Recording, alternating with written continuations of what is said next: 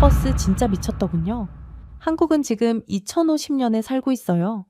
일본에도 없고 미국에선 상상도 못하고 중국도 못 따라오는데 그걸 한국에서는 이미 하고 있었던 거예요. 하버드 출신 유행교통 전문가가 한국에서 겪은 충격적인 경험이 전 세계를 뒤흔들고 있습니다. 일본도 중국도 미국도 따라올 수 없다는 한국에만 있는 이 정체는 무엇일까요? 지금부터 그 놀라운 진실을 공개합니다. 일본 나리타 공항 출발 라운지는 여느 때와 다름없이 분주했습니다. 승객들이 탑승 안내 방송을 기다리며 각자의 자리에서 시간을 보내고 있었죠. 하지만 제게는 평범하지 않은 하루가 시작되고 있었습니다. 저는 유엔 교통개발 자문관 아리아나 레이입니다.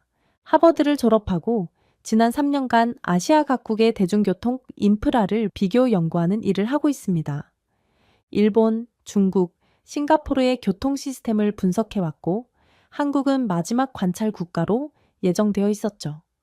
오전부터 인천행 항공편이 계속 지연 안내가 나오더니 오후 5시에 결국 결항 통보가 떨어졌습니다.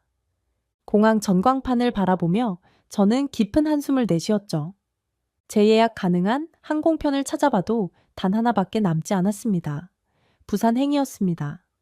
어떻게든 한국 땅에 발은 디뎌야 해 30분 고민 끝에 부산행 항공편표를 끊었습니다. 부산 김해공항 도착 예정 시간은 밤 10시 15분이었죠.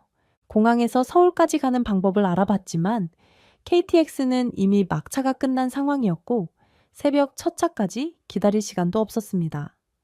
인터넷으로 열차 예매를 시도해봤지만 모든 좌석이 매진 상태였습니다. 김해공항에 도착한 뒤 터미널 안내 직원에게 급하게 물어봤습니다. 직원은 미소를 지으며 프리미엄 고속버스를 권했죠. 저는 솔직히 의심스러웠습니다. 지금까지 제가 경험한 아시아 각국의 버스들은 대부분 불편하고 시끄러웠거든요. 버스로요?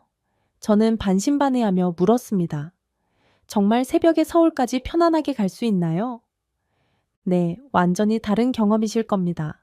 한번 타보시면 아실 거예요. 직원이 자신있게 답했습니다. 직원이 보여준 스마트폰 앱의 인터페이스는 놀라울 정도로 직관적이었습니다. 좌석 선택부터 결제까지 몇 번의 터치만으로 모든 과정이 완료되었죠. QR 탑승권이 바로 화면에 나타났고 결제는 30초도 걸리지 않았습니다. 이런 편리함은 유럽의 고급 교통 시스템에서나 봤던 수준이었습니다. 버스 정류장에 도착해서 차량 앞에 선 순간 저는 완전히 멈춰 섰습니다. 이것이 정말 버스인지 의심스러웠죠. 3열 좌석 배치의 조용한 실내, 은은하고 우아한 LED 조명, 그리고 승무원의 정중한 목례가 저를 맞았습니다. 이게 진짜 버스야? 입을 다물 수 없었습니다. 밤 11시가 넘은 시간이었는데도 버스 내부는 마치 고급 항공기의 비즈니스석 같았습니다. 좌석 번호를 확인하고 앉은 순간 온몸이 깜짝 놀랐죠. 리클라이너가 거의 수평에 가깝게 눕혀졌고 부드러운 담요가 무릎 위로 자연스럽게 덮였습니다. 개인 좌석마다 충전 포트와 대형 터치스크린이 완벽하게 설치되어 있었습니다. 와이파이까지 무료로 제공되었죠. 커튼을 당기자 완전한 개인 공간이 만들어졌습니다. 마치 움직이는 개인 호텔룸에 있는 느낌이었죠. 지금까지 일본, 중국, 싱가포르에서 경험했던 그 어떤 야간 교통수단보다도 편안했습니다. 이건 교통수단이 아니라 움직이는 특급 호텔이에요. 처음으로 누워서 간다는 게 뭔지 알았어요. 저는 혼자 중얼거렸습니다. 비행기 대신 어쩔 수 없이 탔는데 기차보다 편하고 비행기보다 조용했습니다. QR코드 예매부터 자동 탑승, 좌석별 독립 설계까지 모든 것이 완벽했죠. 한국에서의 첫 경험이 이렇게 충격적일 줄은 꿈에도 몰랐습니다. 버스가 부산을 벗어나 고속도로에 진입했습니다. 4시간 반이라는 긴 여정이 시작되었죠. 저는 본능적으로 잠을 청하려 했지만 지금까지 경험해 본 적 없는 차원의 편안함 때문에 정신이 또렷해졌습니다. 다른 승객들의 존재감이 완전히 차단되면서 진정한 프라이버시를 경험할 수 있었습니다. 좌석 앞 대형 터치스크린을 켜보니 인터페이스가 놀라울 정도로 직관적이었습니다. 영화, 드라마, 음악까지 다양한 콘텐츠가 준비되어 있었죠. 이어폰 없이도 헤드레스트에서 나오는 조용한 개인 사운드 시스템이 완벽했습니다. 주변에 전혀 소음을 주지 않으면서도 선명한 음질을 제공했습니다. 이동 중인데도 몸과 마음이 완전히 이완되는 경험이었습니다. 이건 단순히 이동하는 게 아니야. 휴식을 취하면서 목적지에 도착하는 거네. 좌석을 더 눕혀보니 거의 침대 수준까지 기울어졌습니다. 리클라이너 각도가 완벽하게 조절되어 목과 허리에 전혀 부담이 없었죠. 무선 충전 패드에 스마트폰을 올려두고 USB 포트로 노트북까지 충전했습니다. 창밖으로는 한국의 야경이 흘러갔습니다. 고속도로 위를 달리는 다른 차량들의 불빛이 마치 별처럼 반짝였죠. 하지만 버스 내부는 완전히 고요했습니다. 진동도 거의 느껴지지 않았고 엔진 소음도 들리지 않았습니다. 정말 믿기지 않아. 이게 버스 맞나? 저는 혼잣말을 했습니다. 온도 조절까지 개인별로 가능했습니다. 좌석 옆 터치 패널로 제 공간만의 온도를 설정할 수 있었죠. 에어컨 바람의 방향과 강도까지 세밀하게 조절되었습니다. 마치 고급 호텔 객실의 기능들이 그대로 옮겨온 느낌이었습니다. 스크린으로 한국 드라마를 선택해서 시청하기 시작했습니다. 화질이 4K 수준으로 선명하고 사운드가 완벽해서 완전히 몰입할 수 있었죠. 이건 교통수단이 아니라 엔터테인먼트 공간이네. 감탄이 절로 나왔습니다. 밤이 깊어가면서 다른 승객들도 하나둘 잠에 빠져들었습니다. 하지만 그 누구의 코골이나 움직임도 들리지 않았죠. 좌석 간 체음이 완벽하게 되어 있었고 각자의 공간이 철저히 독립되어 있었습니다. 저도 드라마 시청을 마치고 좌석을 완전히 눕혔습니다. 담요를 목까지 끌어올리니 정말 침대에 누운 것 같았죠. 일본의 신칸센, 중국의 고속철, 싱가포르의 프리미엄 버스까지 모두 경험해 봤지만 이런 수준은 처음이었죠. 단순히 목적지까지 이동하는 것이 아니라 이동 시간 자체가 하나의 완벽한 휴식과 재충전의 경험이 되고 있었습니다. 창밖을 바라보며 저는 자연스럽게 지금까지의 교통 경험들을 되짚어 보기 시작했습니다. 3년간 아시아 각국을 다니면서 수많은 대중교통을 이용해 봤죠. 그 중에서도 일본과 중국의 고속버스 경험이 가장 기억에 남아 있었습니다. 일본의 고속버스는 분명히 정시운행과 청결함에서는 뛰어났습니다. 시간 약속만큼은 완벽했죠. 하지만 좌석 공간이 너무 좁았고 승객들의 짐 정리 소음과 대화 소리에 계속 시달려야 했습니다. 개인 프라이버시를 보장받기 어려웠죠. 일본은 정확하지만 편안하지는 않았어. 중국의 고속버스는 속도만큼은 정말 빨랐습니다. 목적지까지 최단 시간에 도착하는 것이 최우선이었죠. 하지만 중간 정차가 너무 많았고 승객들의 매너 문제로 인한 소란이 끊이지 않았습니다. 안전벨트조차 제대로 갖춰지지 않은 경우도 있었습니다. 지금 제가 타고 있는 한국의 프리미엄 고속버스는 모든 면에서 절묘한 균형을 이루었습니다. 일본의 정시성과 중국의 속도감을 모두 갖추면서도 무엇보다 승객의 편안함을 최우선으로 고려한 설계였죠. 속도와 배려가 이렇게 완벽하게 조화될 수 있구나. 시계를 보니 새벽 2시가 넘었지만 전혀 피곤하지 않았습니다. 오히려 몸과 마음이 계속 회복되고 있는 느낌이었죠. 일본에서는 좁은 좌석 때문에 다리가 저리고 목이 아팠는데 중국에서는 소음 때문에 한 번도 제대로 잠들지 못했습니다. 하지만 지금은 달랐습니다. 완전히 눕혀진 좌석에서 드라마를 보다가 자연스럽게 잠이 들 수 있었죠. 다른 승객들의 존재감이 전혀 느껴지지 않았습니다. 각자의 공간이 완벽하게 독립되어 있었고 그 안에서 진정한 휴식을 취할 수 있었습니다. 저는 일본, 중국도 다 가봤지만 이런 건 한국밖에 없어요. 조용하고 정확하고 따뜻해요. 저는 혼자 중얼거렸습니다. 특히 놀라운 것은 운전기사의 운전 실력이었습니다. 고속도로를 시속 100km 이상으로 달리고 있는데도 전혀 흔들림이 없었죠. 급가속이나 급정거도 없었고 커브길에서도 부드럽게 속도를 조절했습니다. 마치 고급 세단을 타고 있는 느낌이었습니다. 승무원의 서비스도 완전히 달랐습니다. 일본처럼 형식적이지도 않고 중국처럼 무성의하지도 않았죠. 이건 단순한 기술력만으로는 안 되는 것 같아. 문화가 함께 진화한 결과야. 외국에서 온 제가 보기에도 한국의 이런 교통 문화는 정말 특별했습니다. 빠름과 쉼을 동시에 잡은 고속교통 설계라고 할 수 있었죠. 승객 한 명 한 명을 배려하는 마음이 시스템 전체에 녹아 있었습니다. 새벽 3시가 되어서야 저는 깊은 잠에 빠져들었습니다. 일본에서는 불편해서 1시간도 제대로 잠들지 못했는데 중국에서는 소음 때문에 계속 깨어 있어야 했죠. 하지만 한국 프리미엄 고속버스에서는 마치 집에서 자는 것처럼 편안하게 잠들 수 있었습니다. 잠에서 깨어보니 벌써 경기도 지역을 지나고 있었습니다. 창밖으로 보이는 새벽 풍경이 아름다웠죠. 4시간이 넘는 시간이 흘렀는데도 전혀 피로감이 느껴지지 않았습니다. 오히려 몸이 완전히 회복된 상태였습니다. 이런 경험은 정말 처음이야. 버스 여행이 이렇게 편안할 수 있다니. 다른 나라에서는 장거리 버스 여행 후에 항상 온몸이 뻐근하고 피곤했는데 지금은 마치 호텔에서 하룻밤 푹 잔 기분이었습니다. 한국이 만들어낸 교통혁신의 진정한 의미를 온몸으로 체험하고 있었죠. 서울 시내에 진입하면서 저는 자연스럽게 미국의 대중교통과 비교하기 시작했습니다. 하버드에서 공부할 때부터 지금까지 미국 전역의 장거리 버스를 수없이 이용해 봤죠.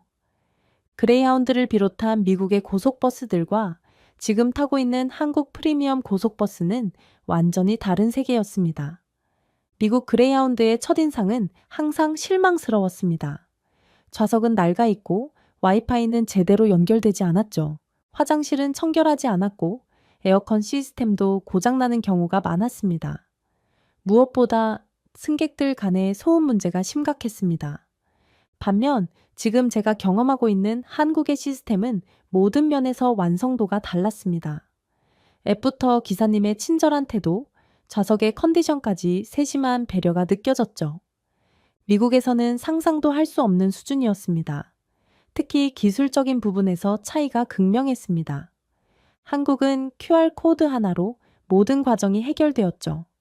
예약부터 탑승, 좌석 확인까지 매끄럽게 연결되었습니다. 미국에서는 종이 티켓을 잃어버려서 곤란했던 경험이 여러 번 있었습니다. 와이파이 품질도 천지 차이였습니다. 한국에서는 4시간 내내 끊김없이 고속 인터넷을 사용할 수 있었죠. 미국에서는 와이파이가 연결되어도 속도가 너무 느려서 이메일 확인조차 어려웠습니다. 와이파이 터지고 좌석 눕히고 기사님이 웃고 미국에선 상상도 못해요. 이건 그냥 다른 세상이에요. 좌석의 품질 차이는 더욱 놀라웠습니다. 미국 그레이하운드의 좌석은 딱딱하고 각도 조절이 제한적이었죠.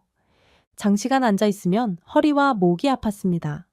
한국 프리미엄 고속버스는 마치 비즈니스 클래스 항공기 좌석 같았습니다. 개인 공간의 개념도 완전히 달랐습니다.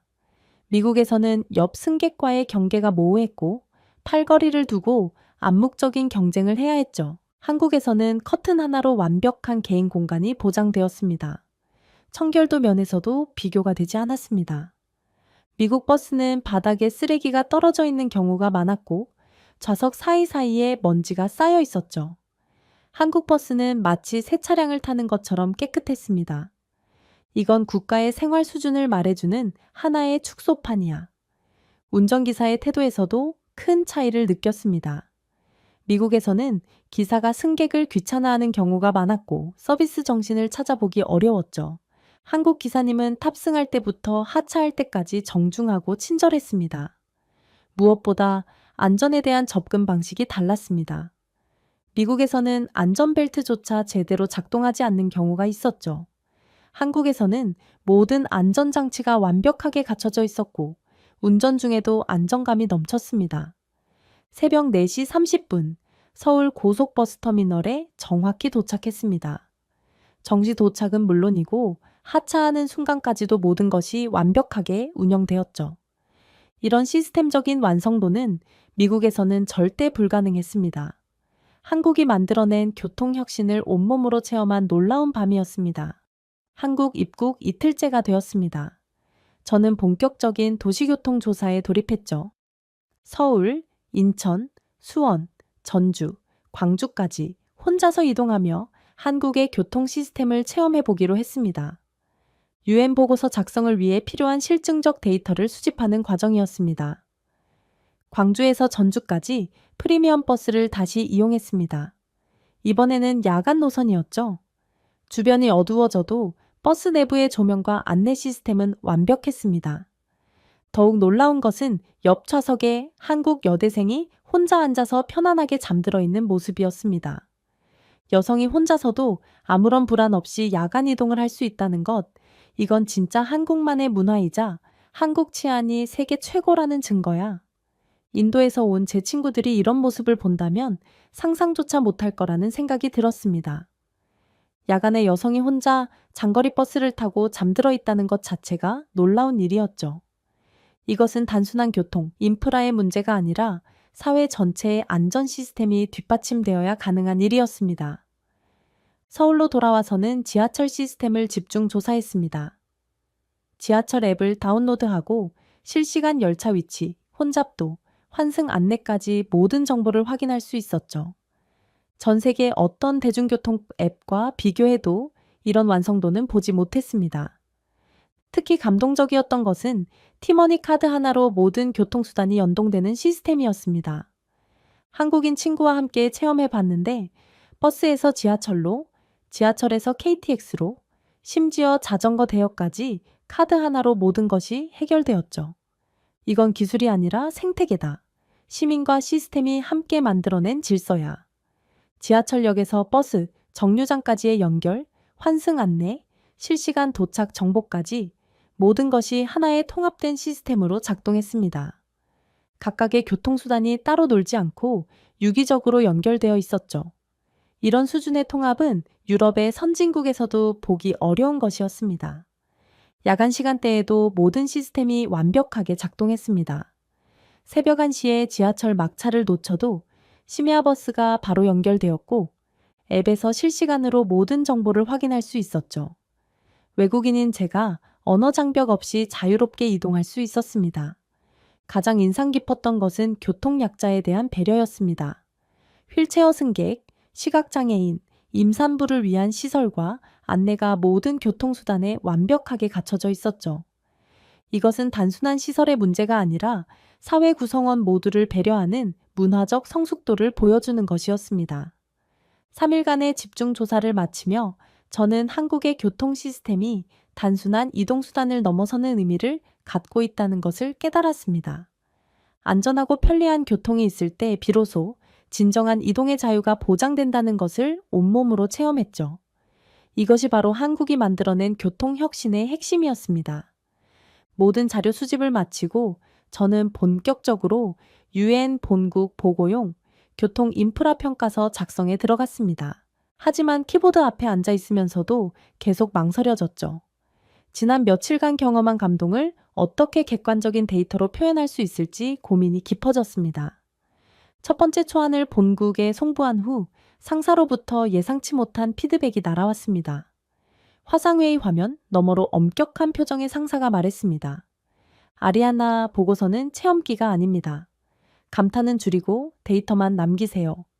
우리에게 필요한 건 수치와 분석이지 개인적인 감상이 아닙니다.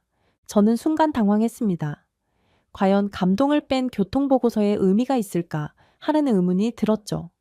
한국에서 경험한 것들이 단순한 개인적 감상에 불과한 것일까 하는 생각도 들었습니다. 그날 밤 제가 올린 SNS 영상을 확인해 보니 이미 수천 개의 댓글이 달려 있었습니다. 전 세계 사람들이 제 경험에 공감하고 있었죠. 댓글 내용들을 하나씩 읽어보며 저는 새로운 깨달음을 얻었습니다. 나도 한국 갔을 때 똑같이 느꼈어요. 정말 다른 세상이더라고요. 진짜 저런 버스 타보고 싶다. 우리나라는 언제쯤 가능할까요? 이건 교통이 아니라 서비스 산업의 교과서입니다. 배울 점이 너무 많아요. 수많은 댓글들을 읽으면서 저는 마음을 고쳐먹게 되었습니다. 제가 본 것은 단순한 편의성이 아니라 하나의 철학이었죠. 그것은 수치로만 설명할 수 없는 것이었습니다. 특히 인상 깊었던 댓글 하나가 있었습니다. 한국 버스 타보고 깨달았어요. 교통수단이 사람을 어떻게 대우하는지에 따라 그 나라의 문화 수준을 알 수 있다는 걸요. 바로 이것이었습니다. 제가 느낀 감동의 핵심이었죠. 다음날 저는 보고서를 다시 작성하기 시작했습니다. 이번에는 다른 접근 방식을 택했죠. 한국의 교통 시스템이 갖는 본질적 가치를 중심으로 서술했습니다. 보고서 결론 부분에 이렇게 적었습니다.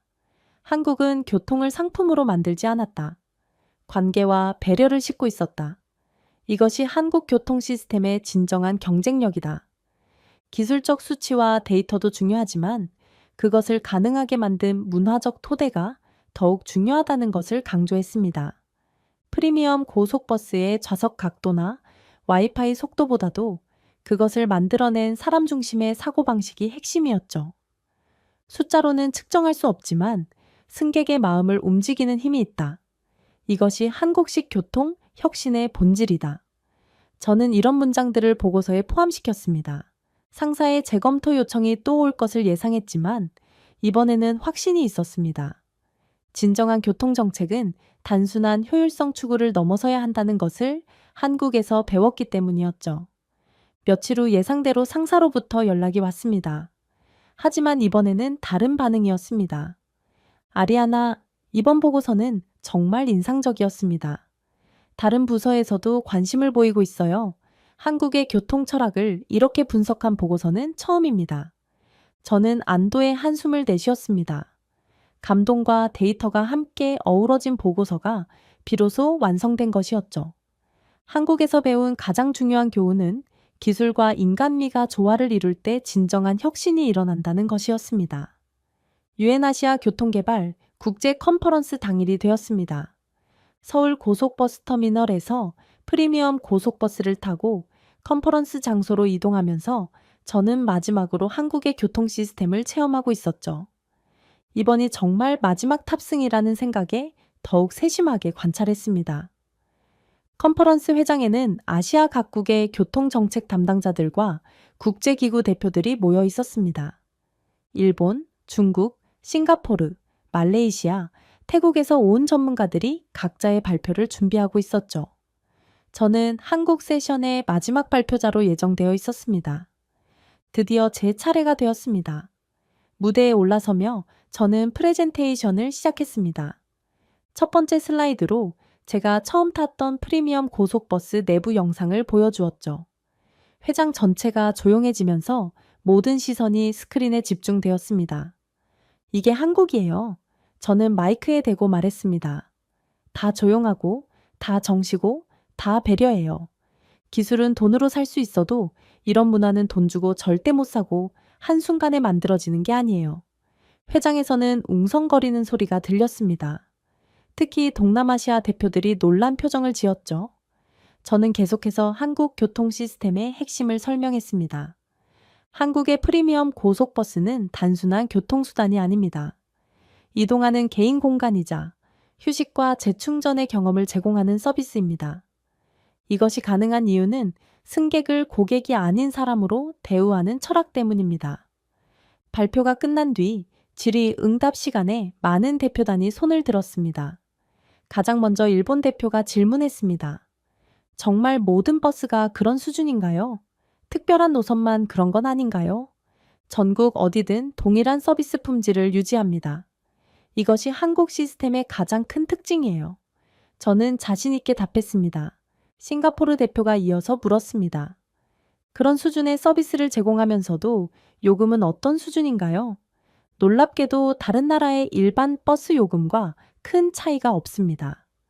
효율적인 운영 시스템과 규모의 경제 덕분이죠. 발표 직후 많은 대표단이 프리미엄 고속버스 탑승 체험을 요청했습니다. 실제로 체험해보고 싶다는 문의가 쇄도했죠. 외국 고위 인사 중 한 명은 저에게 개별적으로 다가와서 말했습니다. 우리나라에서는 기술적으로는 가능해도 저런 문화를 만드는 건 정말 어려울 것 같습니다. 시민의식과 서비스 정신이 함께 발전해야 가능한 일이겠어요. 한국도로공사와 서울시 관계자들도 컨퍼런스에 참석했습니다. 그들은 자신감 넘치는 표정으로 말했습니다. 이건 우리가 수십 년간 쌓아온 신뢰의 결과입니다. 기술 발전과 함께 시민들의 교통 문화가 성숙해진 것이죠. 컨퍼런스가 끝난 후 여러 국가에서 한국의 교통 시스템 벤치마킹을 요청했습니다. 한국형 교통 모델이 글로벌 선진국 벤치마킹 대상으로 부상하는 순간이었죠. 저는 이 모든 과정을 지켜보며 한국 교통 혁신의 진정한 가치를 실감했습니다. 모든 일정을 마친 저는 인천공항행 야간 프리미엄 고속버스를 마지막으로 탑승하게 되었습니다. 한국에서의 마지막 교통 경험이라는 생각에 더욱 감회가 깊었죠. 서울 시내의 호텔에서 체크아웃을 마치고 앱으로 막차 시간을 확인했습니다. 밤 11시 출발하는 인천공항 직행 프리미엄 고속버스가 있었습니다. 바로 예약하고 QR 탑승권을 받았죠. 이제는 이 모든 과정이 너무나 자연스러웠습니다. 한 주 전만 해도 낯설었던 시스템이 이제는 마치 오래전부터 사용해온 것처럼 익숙해졌습니다. 서울 시내를 조용히 벗어나는 버스 안에서 저는 지난 일주일을 되돌아보았습니다. 처음에는 어쩔 수 없이 탔던 버스가 제 인생관을 바꿔놓았죠. 교통이란 단순히 이동하는 것이 아니라 사람을 배려하는 문화의 표현이라는 것을 깨달았습니다. 부드러운 담요를 목까지 끌어올리고 좌석을 완전히 눕혔습니다. 창밖으로는 서울의 야경이 흘러갔죠. 넌사인과 고층 건물들의 불빛이 마치 작별 인사를 하는 것 같았습니다. 저는 자연스럽게 잠에 빠져들었습니다. 프리미엄 고속버스의 편안함, 지하철의 정확한 시스템, 티머니 카드의 편리함, 그리고 무엇보다 모든 곳에서 느꼈던 배려의 마음들이었죠. 새벽 4시 30분, 인천공항에 정확히 도착했습니다. 기사님이 조용히 도착을 알려주셨고 저는 개운한 몸으로 일어났죠. 4시간 넘게 잤는데도 전혀 피곤하지 않았습니다. 오히려 완전히 회복된 상태였습니다. 이보다 더 완벽한 공항 접근 방법은 없어. 저는 혼잣말을 했습니다. 공항 체크인까지 1시간의 여유가 있었지만 전혀 서두를 필요가 없었습니다. 별도의 숙박도 필요 없었고 피로 회복을 위한 추가 시간도 필요 없었죠. 마치 집에서 푹 자고 일어나서 바로 공항에 온 것 같은 컨디션이었습니다. 탑승 수속을 마치고 출국장에서 저는 마지막 SNS 글을 작성했습니다. 지난 일주일간의 경험을 요약하고 싶었죠. 그냥 자다 일어났는데 공항에 도착했어요. 몸도 마음도 편했어요. 이런 교통 시스템은 전 세계 어디에도 없어요. 한국은 진짜 다릅니다. 게시글을 올리자마자 댓글들이 달리기 시작했습니다. 전 세계 사람들이 한국의 교통 혁신에 관심을 보이고 있었죠. 저는 뿌듯한 마음으로 탑승구로 향했습니다. 비행기에 탑승하면서 저는 한국에서 배운 가장 중요한 교훈을 다시 한번 되새겼습니다. 진정한 혁신은 기술의 발전만으로 이루어지는 것이 아니라 사람을 먼저 생각하는 마음에서 시작된다는 것이었죠. 창밖으로 한국 땅이 점점 멀어져 갔습니다. 하지만 제 마음속에는 한국에서 경험한 감동이 영원히 남아있을 것입니다. 이것이 바로 K교통의 완성이었죠. 기술과 편의와 안정과 문화가 하나로 융합된 진정한 교통혁신의 모습이었습니다. 자, 오늘의 이야기는 여기까지입니다. 오늘 우리는 한국의 프리미엄 고속버스가 한 유엔 전문가의 인생을 어떻게 바꿔놓았는지 살펴봤습니다.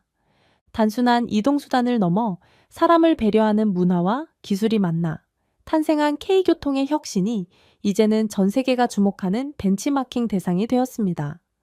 진정한 선진국의 모습은 화려한 건물이 아니라 시민 한 명 한 명을 소중히 여기는 마음에서 시작된다는 것을 다시금 깨닫게 됩니다. 앞으로도 세계를 놀라게 할 한국의 새로운 혁신 이야기를 기대해 주세요. 지금까지 우인스의 수진이었습니다. 오늘도 끝까지 함께해 주셔서 정말 감사합니다. 당신만의 해외 감동 이야기가 늘 당신 곁에서 따뜻한 순간으로 남길 바랍니다. 다음에도 따뜻한 이야기로 다시 찾아올게요. 수진이랑 우인스 다음에도 함께해요. 오늘도 행복한 하루 되세요. 사랑합니다. 우인수